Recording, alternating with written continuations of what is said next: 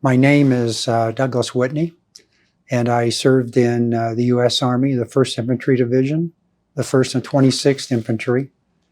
It's an air mobile unit. It was a 8-man team that went out and we hunted the enemy, and the enemy hunted us. And I served there for 7.5 months and came home as a result of wounds. When I got through with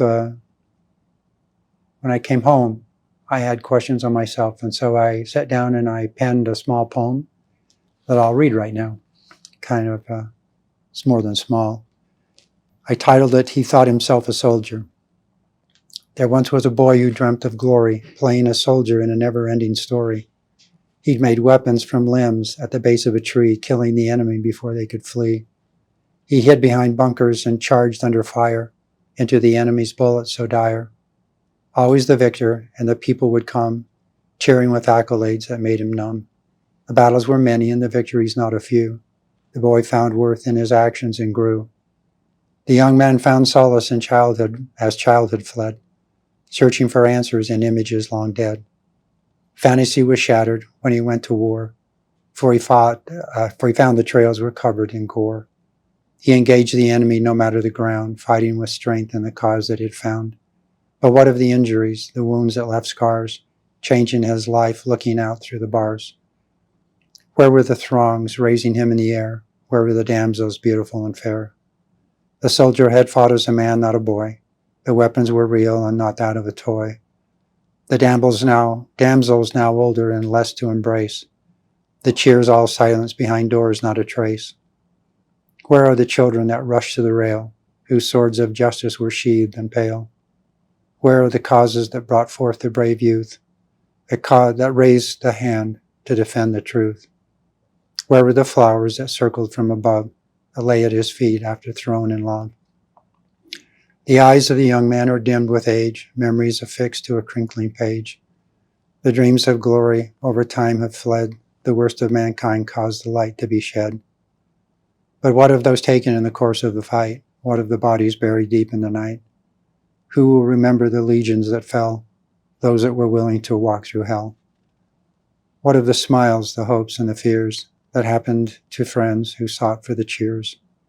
The wrinkles are medals upon a face in time. The cheering throngs are silenced and sublime. Instead of preparing for battle each day, he seeks peace and comfort in knowing whom to pray. The medals of bravery encased in glass, with children whispering, "Who was he?" as they passed. Where is the soldier that charged up the hill, afraid and yet willing to die and be still? Nestled in a body that is older and weak, scars telling a story he was unable to speak. When he faces the heavens and reviews his life, will he recall the battles, the fears, the strife? When he shows the Savior his scars and stains, will the Savior show his and take away the pains? Was the love of freedom for a soldier who stayed enough of a sacrifice to him he prayed? Will the Savior remember the young man who fought and heal the soul he suffered and bought? This is my hope and this is my peace, that the Savior will come and the wars will cease. And now it's time for Ville.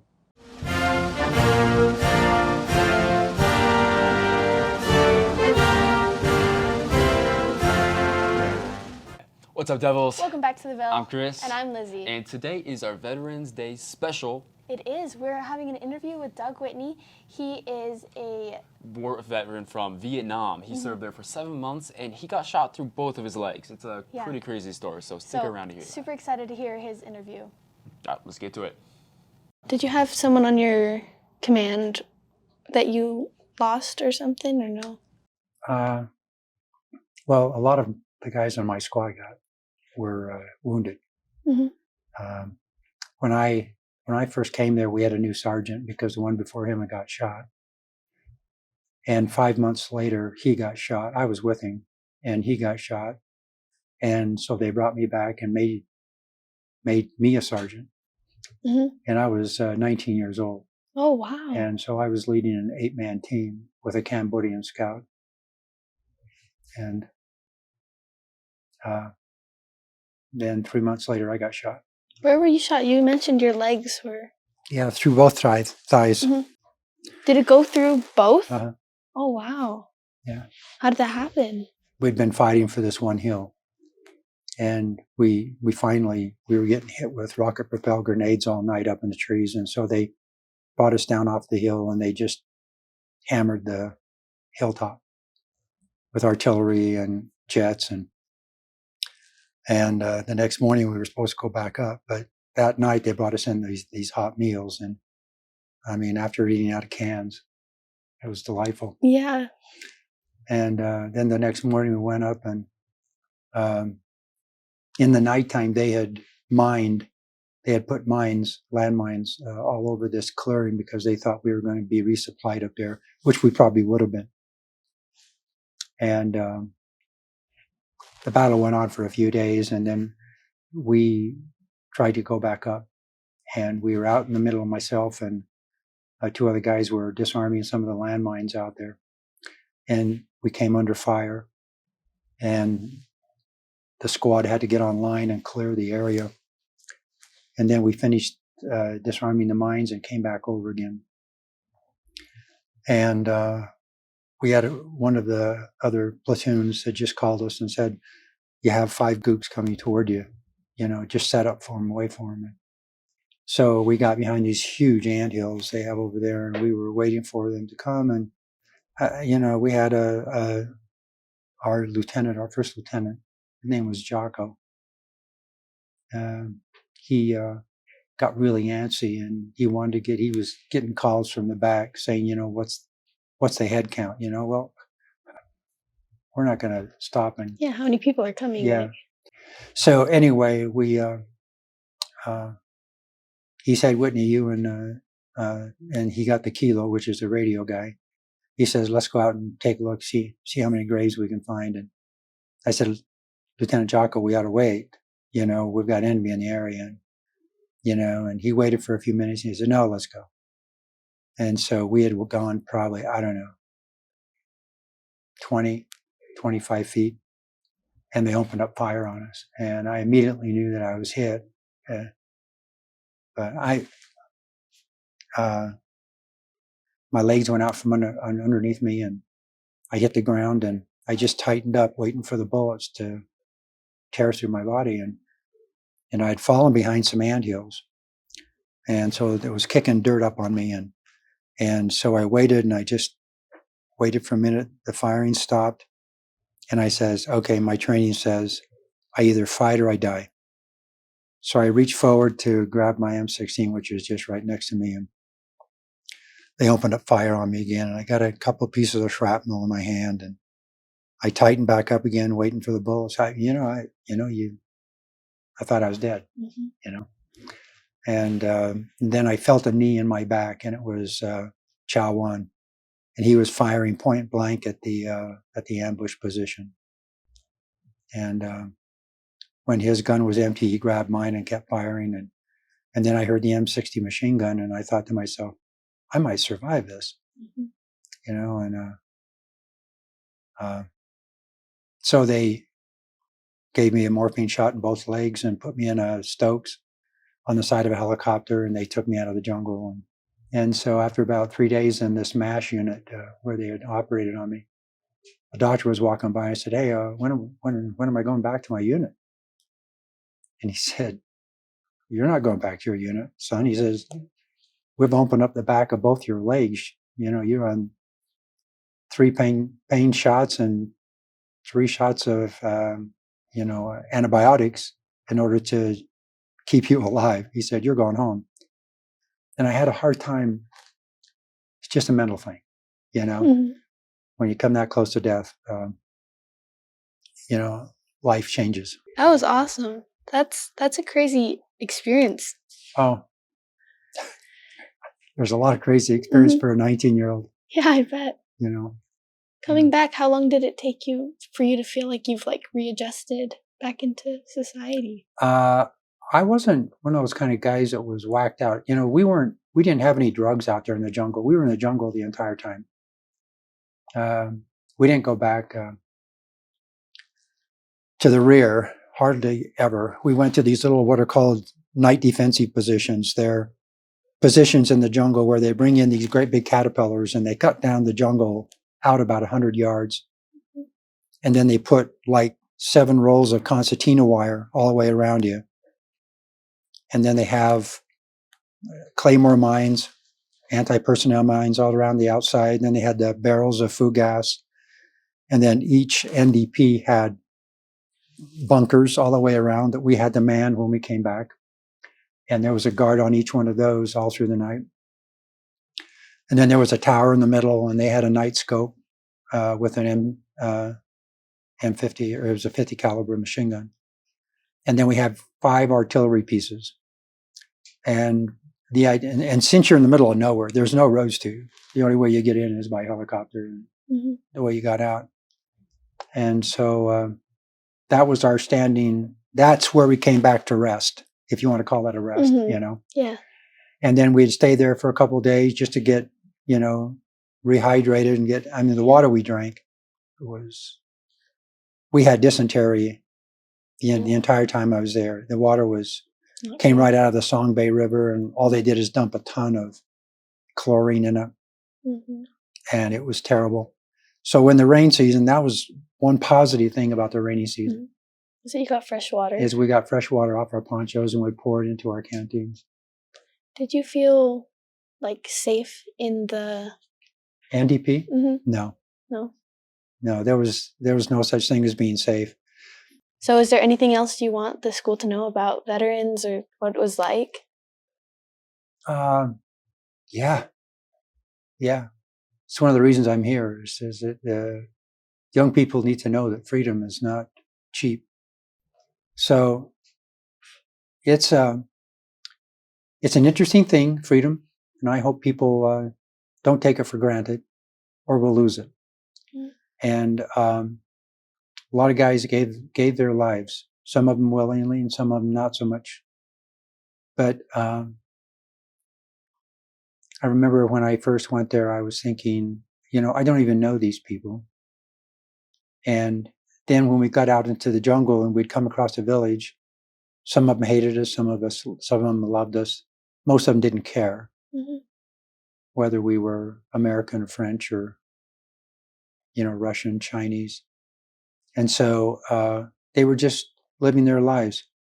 I wish we could have left it that way. Unfortunately, there's just this hatred in our world and this lust for power. And it drags a lot of people into conflicts where they never would have gone into before. So anyway, that was my philosophy then. And my philosophy now is, and I talk a little bit about it in this poem, it'll never change until the Savior comes. So we can anticipate being involved with war. And how deep it comes into our country, I don't know. I hope it never does. Yeah. Well, we're so happy that you came on and shared your story, and thank you for coming on. This was amazing. My privilege. All right, guys, if you enjoyed that interview, which it was amazing, probably one of the best interviews we've had on The Ville. Yeah, I know I enjoyed it, so. We have an extended edition on our YouTube, so be sure to check that out. Exactly. Also, for the first time ever. We've got our first ever fall festival. It's like the first time ever times two. Yeah, that's why I got to mention it twice. First. So that means there's going to be free food. We got apple cider, hot chocolate, donuts, and leaves to write what you're grateful for. Exactly. So make sure to check that out. This week we've got tryouts. So many tryouts. Boys basketball, girls basketball, and softball. Check out on the school calendar website to see when and where those are. Exactly. We've got some service opportunities too. I love service. I know. Service is great. This Thursday in the upper gym, there's during lunch a service opportunity for Key Club. You can label bags. And you get free pizza. So why and not it's for there? Santa, by the way. So for Santa Drive. Exactly. Yeah, you gotta come to to see that. you guys there. In our play, what's our play called? It's called You Can't Take It With You. So we are showing it 4 times. 4. Thursday through Monday, no Sunday, but you could go watch it 4 times because you can't take it with you. Exactly. Friday, Veterans Day Assembly.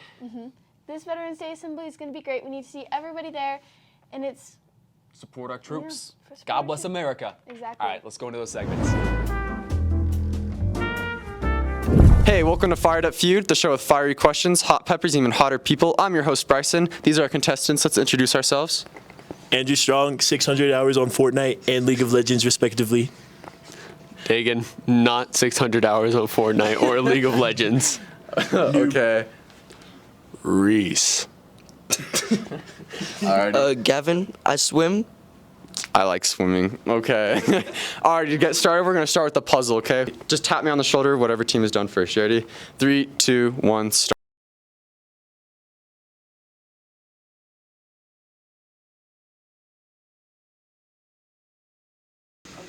Arm complete. Arm complete. Where's the other arm?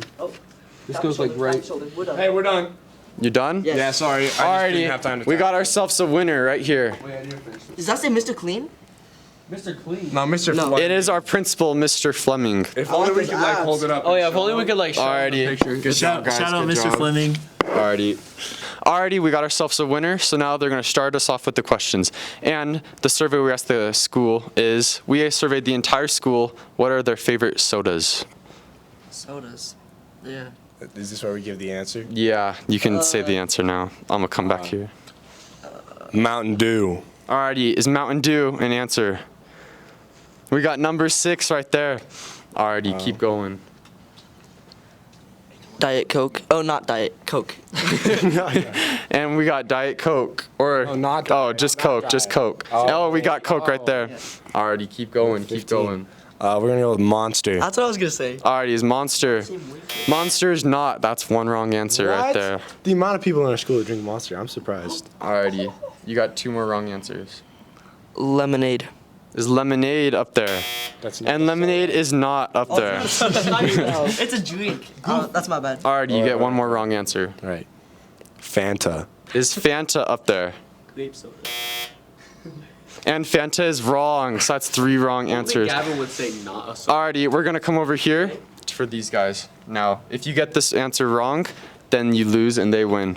But if you get this right, you have a chance to steal and win the game. Alrighty. We're gonna go with Dr. Pepper. Is Dr. Pepper up there? Solid. And it's the number 1 answer. We got ourselves a winner right here. Alrighty, now give yourselves a shout out. Shout out my boyfriend, best friend Harrison Child, and my mom. Okay. Alright, give yourself a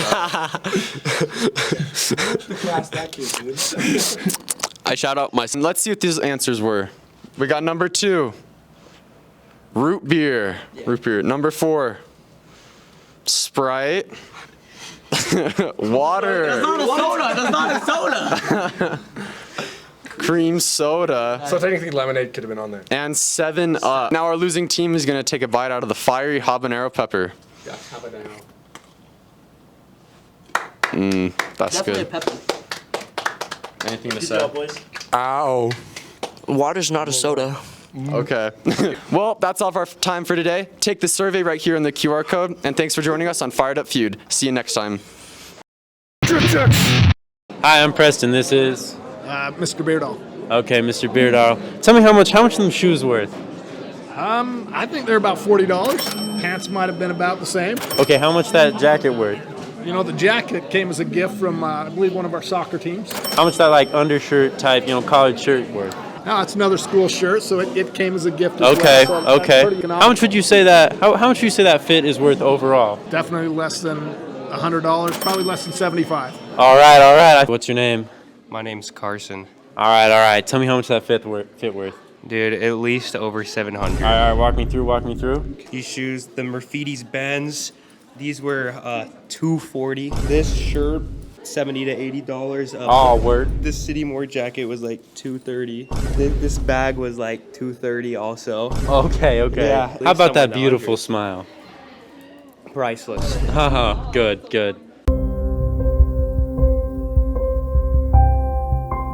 Hey everybody, welcome to Athletic Advice, the show where we deep dive into the life of an athlete and see how they train and what they do to succeed. Today we're here with Julia Oberg, the captain of the varsity girls volleyball team. So, can you introduce yourself? Yeah. Hey guys, I'm Julia Oberg. I'm one of the captains on this year's high school varsity volleyball team, and I'm a middle blocker, and I've been playing for around 8 years. Awesome. So, what are the different positions in volleyball? Good question. Okay, so there's 6 people on the court at all times. There's me, the middle blocker, in the middle of the court. There's the outside, the right side, the setter, the libero, and a DS. And so that's about it. Awesome. What is each position's role on the team? So me as the middle blocker is to just block the ball and hit, and same with the outside and the right side. The setter is to get us the ball. The libero is to pass, and same with the DS. Awesome. What's the scoring system like for the games, and like how long are the normal game? So for the high school, we play best 3 out of 5, and each set is to 25 points, but the 5th set is to 15. Awesome. I wanted to ask, I've always wondered this, how, like in high pressure situations, how do you stay calm and not get nervous?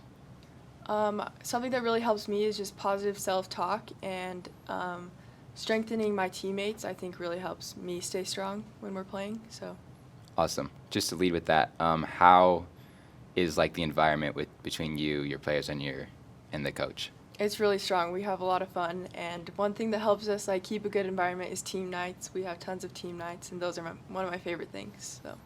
Awesome. I understand that volleyball requires like a lot of dedication. How many times do you practice a week? Like how long do you practice? So we practice every day after school from 3 to 6, and then some Saturday mornings. And we also have an advanced conditioning class that we'll work out together in, so that's fun too. Awesome. What kind of food do you eat to like keep you in like peak performance for the season? So we have to drink lots of water, protein, fruits, vegetables, and just anything to keep us healthy. Awesome. That sounds great. Well, I really enjoyed talking to you, Julia, and thanks for coming on. I was just wanting you to highlight, like, when's your guys' next game? Okay, so this week starts our state tournament, and our first round of state will be on Tuesday, November 1st, and so we'll give you more details on that as we find out. Awesome. So the date will be put somewhere over here or somewhere, and then hopefully you guys keep winning and we keep getting to go to your games. So make sure to come support the girls volleyball team on November 1st. So thanks for coming on. Thank you. Oh, it's on? Tell the couch people. You guys haven't asked me anything.